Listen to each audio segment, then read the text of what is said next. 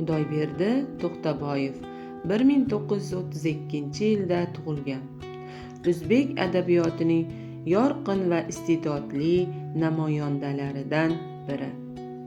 U she'riyat va nazm sohalarida faol ijod qilib, o'z asarlari bilan ko'plab o'quvchilar qalbini zabt etdi.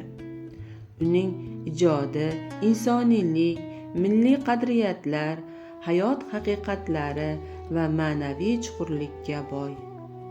To'xtaboyevning asarlari zamonaviy o'zbek adabiyotida o'ziga xos o'rin egallaydi. U kishining ichki dunyosini, ijtimoiy muammolarini va inson tabiatining murakkabliklarini ochib beradi.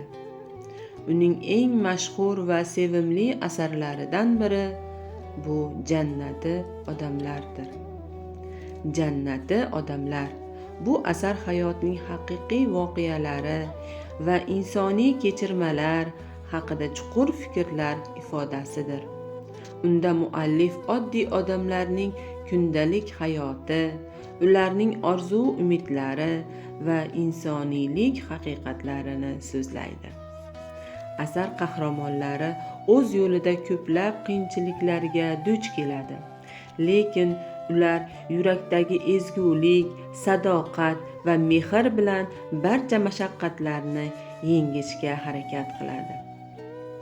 To'xtaboyev bu asar orqali odamlarning ichki dunyosini, ya'ni qalbidagi ezgulik va insonparvarlikni ochib beradi.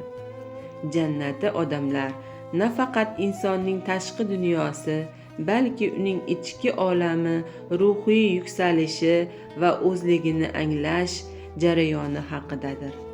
Bu asar o'quvchini inson tabiatining murakkabliklari haqida o'ylashga, hayotdagi yaxshi va yomon tomonlarni chuqurroq tushunishga chorlaydi.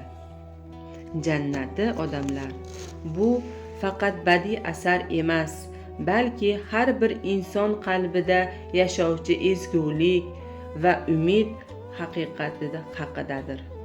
Xudoyberdi To'xtaboyev hayotning murakkabliklari va inson ruhining go'zalligini yoritib, o'quvchini hayotga boshqacha nazar bilan qarashga undaydi.